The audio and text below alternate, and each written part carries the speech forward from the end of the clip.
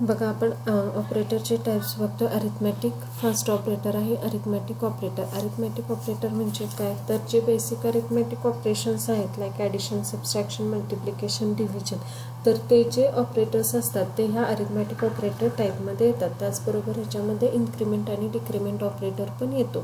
Addition म्हणजे plus operator हा कशासाठी यूज केला जातो, तर दोन ऑपरंट्सला किंवा दोन व्हॅल्यूजना ॲड करण्यासाठी. सबट्रॅक्शन हा पहिल्या व्हॅल्यूमधून दुसरी व्हॅल्यू सबट्रॅक्ट करण्यासाठी. डिवाइड म्हणजे दोन व्हॅल्यू ह्या मल्टिप्लाय करण्यासाठी. मल्टिप्लिकेशन. डिवाइड म्हणजे न्यूमरेटर आणि न्यूमरेटरला डिनॉमिनेटरनी डिवाइड करण्यासाठी. त्याच्यानंतर मॉड म्हणजे डिव्हिजनचा जो तुमचा रिमाइंडर असेल तो मिळवण्यासाठी. त्यानंतर प्लस प्लस म्हणजे increment by 1, minus minus decrement by 1. त्यानंतर नेक्स्ट आहे रिलेशनल ऑपरेटर. रिलेशनल ऑपरेटर म्हणजे तुम्ही जे दोन नंबर्स असतात त्या दोन नंबर्समध्ये जी रिलेशनशिप दाखवणार आहे त्याच्यासाठी रिलेशनल ऑपरेटर यूज करायचे. म्हणजे फॉर एक्झाम्पल एक नंबर हा दुसऱ्या नंबरबरोबर कम्पेअर करायचा असेल आणि तो ग्रेटर आहे का स्मॉल आहे का इक्वल आहे हे जर तुम्हाला चेक करायचं असेल तर त्याच्यासाठी ऑपरेटर्स जे आपण यूज करतो त्याला म्हटलं जातं रिलेशनल ऑपरेटर.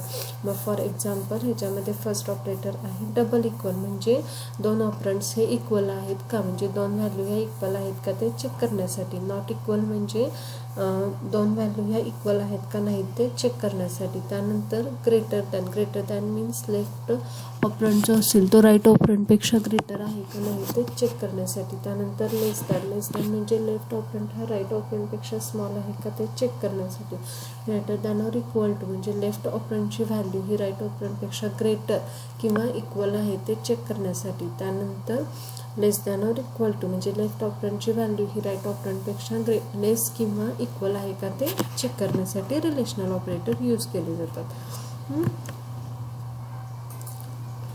त्यानंतर नेक्स्ट आहेत लॉजिकल ऑपरेटर. लॉजिकल ऑपरेटर म्हणजे लॉजिकल ऑपरेशन्स जर तुम्हाला करायचे असतील तर काय केले जातात, लॉजिकल ऑपरेटर्स हे यूज केले जातात. मग ह्याच्यामध्ये टोटल 3 ऑपरेटर्स आहेत, लॉजिकल अँड, लॉजिकल ऑर आणि लॉजिकल नॉट. मग लॉजिकल अँड, लॉजिकल ऑर आणि लॉजिकल नॉट ह्याच्यामध्ये काय केलं जातं, तर आता इथं suppose A is equal to 1 आहे आणि बी इज इक्वल टू 0 आहे. म्हणजे ए अँड बी हे फॉल्स असणार आहे. ठीक आहे. ए और बी हे ट्रू असणार आहे आणि नॉट ए हे फॉल्स असणार आहे. म्हणजे इथं काय केलेलं आहे बघा, ए अँड बी हे काय आहे, एची व्हॅल्यू 1 आहे, बीची व्हॅल्यू 0 आहे. ठीक आहे. म्हणजे हे ट्रू आहे का नाही ते फॉल्स आहे. त्यानंतर ए और बी, ए किंवा बी हे ट्रू असणार आहे आणि नॉट ए, ए नाही आहे पण ए आहे म्हणजे तो फॉल्स असणार आहे कंडिशन. त्यावेळेला लॉजिकल ऑपरेटर यूज केले जातात. त्यानंतर नेक्स्ट आहेत बिटवाईज ऑपरेटर. बिटवाईज ऑपरेटर हे कशासाठी यूज केले जातात, तर बीट मॅन्युप्युलेशन जर तुम्हाला करायचं असेल म्हणजे डेटा स्टोअर होताना तो बीटमध्ये स्टोअर होतो, बरोबर आहे. मग त्यावेळेला जर तुम्हाला ते मॅन्युप्युलेशन परफॉर्म करायचं असेल तर त्यावेळेला बिटवाईज ऑपरेटर यूज केले जातात. मग ह्याच्यामध्ये काय केलं जातं, तर shifting of bit from right to left. म्हणजे जर तुम्हाला बीट शिफ्ट करायचं असेल तर त्यावेळेला तुम्ही ते शिफ्ट करू शकता. पण फ्लोट किंवा डबल व्हॅल्यू जर असेल तर त्याच्यावरती बिटवाईज ऑपरेटर अप्लाय होत नाहीत. ह्याच्यामध्ये आहेत bitwise and, bitwise or, bitwise exclusive or, bitwise left shift आणि right shift. Bitwise and or, exclusive or, left shift आणि राईट शिफ्ट. त्यानंतर नेक्स्ट आहेत असाइनमेंट ऑपरेटर. असाइनमेंट ऑपरेटरमध्ये वेगवेगळे ऑपरेटर्स यूज केले जातात. म्हणजे जर एखादं एक एक्सप्रेशन दिलेलं असेल आणि त्या एक्सप्रेशनमध्ये जर मल्टिपल ऑपरेटरचं कॉम्बिनेशन असेल तर ते कसं इक्वल असणार आहे ते ह्याच्यामध्ये दाखवलेलं आहे. ऑपरेटर पहिला असणार आहे इक्वल. त्याचं डिस्क्रिप्शन काय असणार आहे, तर assign value from right side operand to the left side operand. म्हणजे राईट साईडच्या ऑपरंटची जी व्हॅल्यू आहे ती लेफ्ट साईडला काय केली जाते, असाइन केली जाते. मग राईट साईडला इथं काय आहे आपलं बी आहे. मग बीची जी व्हॅल्यू असेल ती लेफ्ट साईडला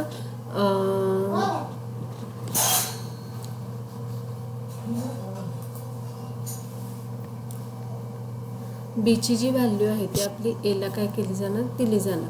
प्लस इक्वल टू मध्ये काय केली जाणार, तर राईट ऑपरंटची जी व्हॅल्यू आहे ती लेफ्ट ऑपरंटला असाइन केली जाणार आणि तो जो रिझल्ट असेल तो रिझल्ट लेफ्ट ऑपरंटमध्ये येणार. म्हणजे A plus equal to B म्हणजे काय, A is equal to A plus बी.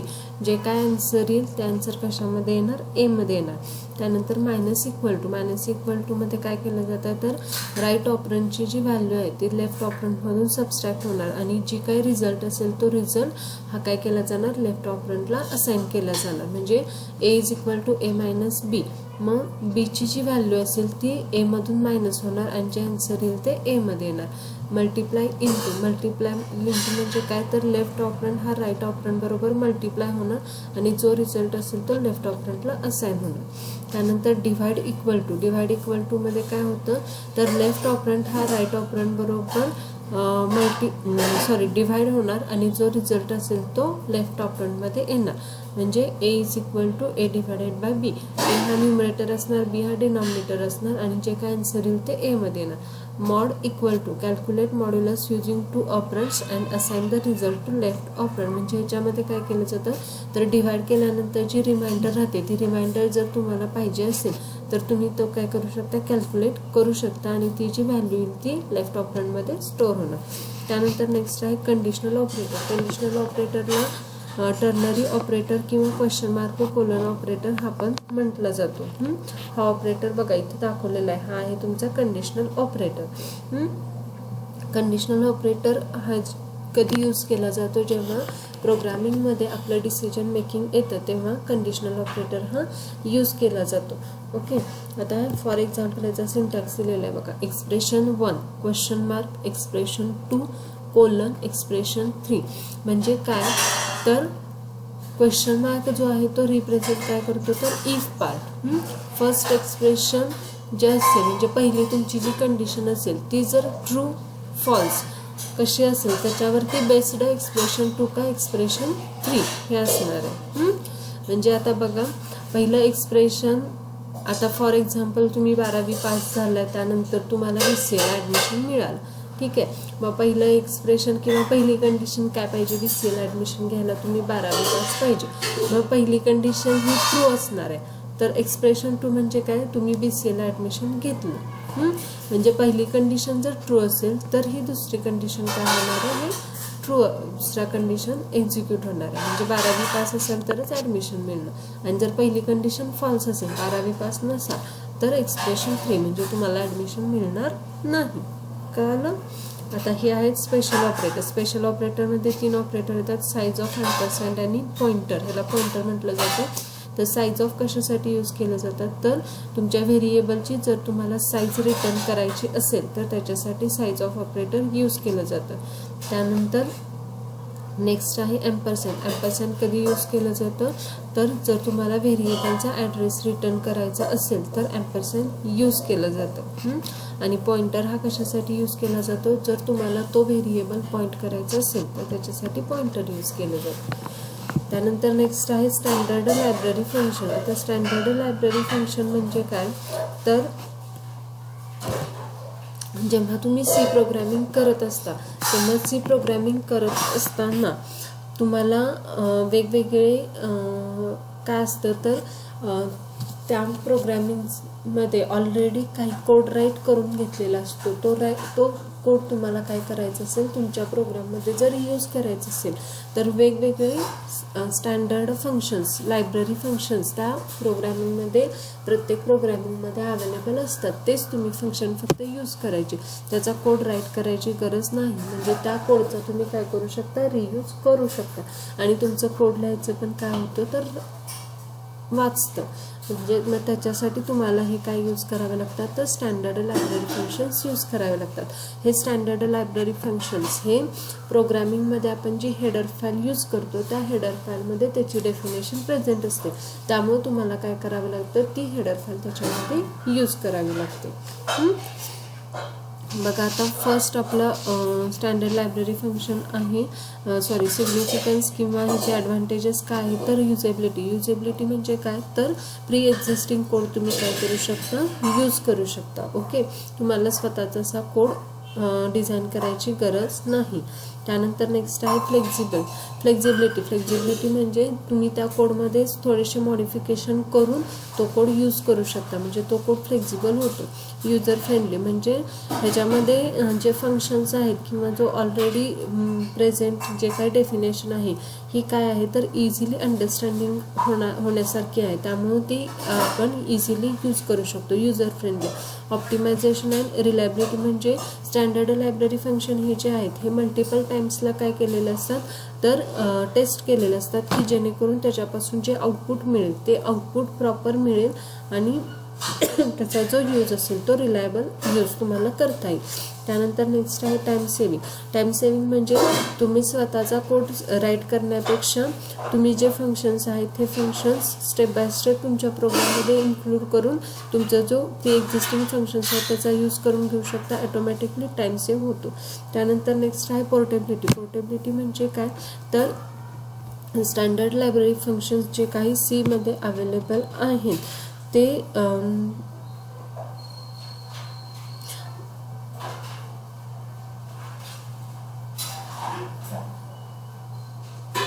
काय होतं तर त्याचा ज्या मशीनवरती तुम्ही वर्क करत असता त्याचा जो मिनिंग असतो तो मिनिंग जो असतो तो काय असतो कॉमन असतो, म्हणजे कॉन्स्टंट असतो. त्याचा मिनिंग हा चेंज होत नाही. त्यामुळं जरी तुमचं ऑपरेटिंग सिस्टीम आणि एन्व्हायरमेंट जरी चेंज झालं तरी ते स्टँडर्ड लायब्ररी फंक्शनचा मिनिंग हा सेमच राहतो. त्यानंतर नेक्स्ट आहे हेडर फाईल इन सी म्हणजे मगाशी सांगितलं स्टँडर्ड लायब्ररी फंक्शन्स जे आहेत ते जर तुम्हाला प्रोग्राममध्ये यूज करायचे असतील तर त्याचं ऑलरेडी डिफाईनड ज्या हेडर फाईल्स आहेत तर त्याच्यामध्ये तुम्हाला काय कराव्या लागतात तर इन्क्लूड कराव्या लागतात. मग त्याच्यामध्ये डिपेंडिंग ऑन युअर फंक्शन म्हणजे तुम्ही कुठल्या टाईपचं फंक्शन प्रोग्राममध्ये यूज करणार आहे त्याच्यावरून काय केलेलं आहे त्या हेडर फाईल तुम्ही प्रोग्राममध्ये इन्क्लूड करायच्या. फॉर एक्झाम्पल आता जर तुम्हाला काय करायचं आहे मॅथमॅटिकल फंक्शन परफॉर्म करायचं असेल स्क्वेअर रूट किंवा ॲब्सोल्यूट व्हॅल्यू किंवा एखाद्या नंबरची पॉवर कॅल्क्युलेट करायची असेल तर त्यावेळेला तुम्हाला त्याचे जे फंक्शन असेल ते फंक्शन हेडर फाईल असणार आहे मॅथ्स, त्या हेडर फाईलमध्ये ते फंक्शन अवेलेबल असणार आहे. मग त्यासाठी तुम्हाला हेडर फाईल यूज करावी लागणार मॅथ हेडर फाईल. मग ती हेडर फाईल आधी तुम्हाला इन्क्लूड करावी लागणार. हेडर फाईल इन्क्लूड केली की तुम्ही जे फंक्शन राईट केलेलं असेल त्या फंक्शनची जी काही डेफिनेशन असेल ती डेफिनेशन एक्झिक्यूट होणार. मग असे वेगवेगळे काय आहेत हेडर फाईल आहेत. डिपेंडिंग ऑन युअर रिक्वायरमेंट तुमची जी रिक्वायरमेंट असेल किंवा जे फंक्शन तुम्ही यूज करताय ते कशामध्ये येते त्याच्यावरून काय करायचं ते हेडर फाईल इन्क्लूड करायची. आता बेसिक आपल्याला ज्या दोन हेडर फाईल लागतात त्या आहेत stdio.h आणि conio.h.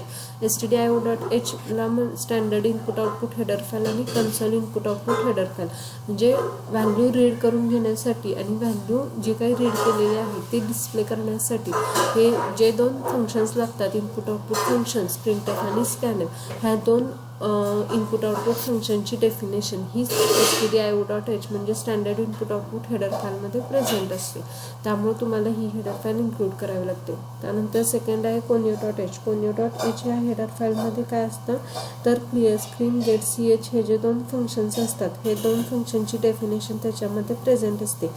क्लिअर स्क्रीन फंक्शनमध्ये काय होतं तर तुमची जी आउटपुट विंडो असेल त्या आउटपुट विंडोमध्ये आधीचं जे आउटपुट असेल ते आउटपुट क्लिअर करून रिसेंट प्रोग्राम तुमचा जो असेल त्या रिसेंट प्रोग्रामचं आउटपुट तुम्हाला डिस्प्ले केलं जातं. आणि गेट ch हे कशासाठी यूज केलं जातं तर कीबोर्डकडून कॅरेक्टर जर तुम्हाला रीड करून घ्यायचं असेल तर त्याच्यासाठी गेट ch हे फंक्शन यूज करावं लागतं. त्यानंतर नेक्स्ट आहे स्ट्रिंग हेडर फाईल कधी यूज केली जाते जेव्हा तुम्ही स्ट्रिंग हँडलिंग फंक्शन हे प्रोग्राममध्ये यूज करता तेव्हा. स्ट्रिंग हँडलिंग फंक्शन म्हणजे काय तर फॉर एक्झाम्पल तुम्हाला एखादी स्ट्रिंग दिलेली असेल त्या स्ट्रिंगमध्ये टोटल किती कॅरेक्टर्स आहेत हे जर तुम्हाला काउंट करायचं असेल तर त्याच्यासाठी स्ट्रिंग हेडर फाईल यूज करावी लागते. त्यानंतर नेक्स्ट आहे स्टँडर्ड लायब्ररी हेडर फाईल. ह्याच्यामध्ये काय केली जातात तर memory allocation dynamic memory allocation related जर फंक्शन तुम्हाला एक्झिक्यूट करायचे असेल तर त्यावेळेला काय यूज केले जातात ही हेडर फाईल यूज केली जाते. त्यानंतर नेक्स्ट आहे math.h मगाशी सांगितलं तसं मॅथमॅटिकल फंक्शन्स जर तुम्ही प्रोग्राममध्ये यूज करत असाल तर math.h ही हेडर फाईल यूज करायची. त्यानंतर नेक्स्ट आहे C input output. C input आउटपुटमध्ये काय आहे तर मगाशी मी सांगितलं इनपुट आउटपुट स्टेटमेंट प्रिंटएफ आणि स्कॅनएफ जे हेडर फाईल stdio.h मध्ये प्रेझेंट असतात, जे काय करतात तर व्हॅल्यू रीड करून घेतात आणि व्हॅल्यू डिस्प्ले करून घेतात, तर ते त्याच्यामध्ये सी इनपुट आउटपुटमध्ये प्रेझेंट असते. इनपुट म्हणजे काय तर प्रोग्रामला डेटा देणं म्हणजे इनपुट, आणि प्रोग्रामतून डेटा घेणं किंवा प्रोग्रामतून तो डेटा डिस्प्ले करून घेणं म्हणजे आउटपुट. सी प्रोग्रामिंग लँग्वेजेसमध्ये वेगवेगळे बिल्ट इन फंक्शन्स आहेत जे इनपुट रीड करतात आणि डेटा डिस्प्ले करतात. मग ह्याच्यामध्ये जे आपण बेसिक बघणार आहे ते आहे प्रिंटएफ आणि स्कॅनएफ. ओके, आणि जे हे इनपुट आउटपुट फंक्शन्स आहेत हे कशामध्ये प्रेझेंट आहेत तर सी हेडर फाईलमध्ये. आता बघा स्कॅनएफ आणि printf function input output function ह्याच्यातलं standard input output header file मगाशी सांगितली. स्टँडर्ड इनपुट आउटपुट म्हणजे stdio.h ही हेडर फाईल स्कॅनएफ आणि प्रिंटएफची डेफिनेशन त्याच्यामध्ये प्रेझेंट असते, जे काय करते तर आउटपुट डिस्प्ले करते आणि युजरकडून इनपुट घेत असते. स्कॅनएफ फंक्शन जे आहे ते स्कॅनएफ फंक्शन काय करतं तर कीबोर्डकडून डेटा रीड करून घेतं. आता ह्याचा सिंटॅक्स काय आहे तर स्कॅनएफ ब्रॅकेटमध्ये डबल कोटमध्ये %x comma ampersand variable of x type where %x म्हणजे mod x is the format specifier. आता याच्यामध्ये व्हेरिएबल म्हणजे काय आपण बघितले. आता हा जो आहे मॉड सिम्बॉल हा कशासाठी यूज करायचा तर फॉर्मॅट स्पेसिफायर तुमचा म्हणजे कुठल्या टाईपचा डेटा तुम्ही रीड करून घेणार आहे, इंटिजर घेणार आहे, कॅरेक्टर घेणार आहे, फ्लोट घेणार आहे, मग ते कंपायलरला सांगण्यासाठी तुम्हाला फॉर्मॅट स्पेसिफायर्स यूज करावे लागतात. आणि हे जे फॉर्मॅट स्पेसिफायर आहेत हे तुमच्या डेटा टाईपवरती डिपेंड असतात, हे आपण पुढच्या लेक्चरमध्ये बघतो. आणि एम्परसँड हा जो आहे हा काय आहे तर ॲड्रेस ऑपरेटर. ॲड्रेस ऑपरेटर हा काय करतो तर कंपायलरला सांगतो की त्या व्हेरिएबलची रिअल व्हॅल्यू काय आहे किंवा त्या ॲड्रेसला त्या ठिकाणी काय व्हॅल्यू स्टोअर आहे ते सांगण्यासाठी एम्परसँड यूज करायचं. त्यानंतर प्रिंटएफ. प्रिंटएफ हे कशासाठी यूज केलं जातं तर तुमच्या स्क्रीनला आउटपुट तुम्हाला प्रिंट करायचं असेल तर.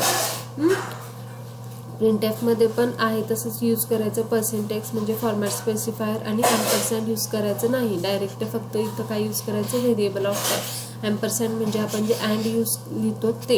त्यानंतर नेक्स्ट बघा फॉर्मॅट स्पेसिफायर. फॉर्मॅट स्पेसिफायर म्हणजे काय तर तुम्ही जे इनपुट आउटपुट परफॉर्म करत असता तेव्हा ते इनपुट आउटपुट परफॉर्म करताना कंपायलरला कुठल्या टाईपचं व्हेरिएबल आहे हे सांगण्यासाठी हे फॉर्मॅट स्पेसिफायर्स यूज केले जातात. आणि हे फॉर्मॅट स्पेसिफायर्स स्कॅनएफ आणि आपण प्रिंटएफमध्ये यूज करतो.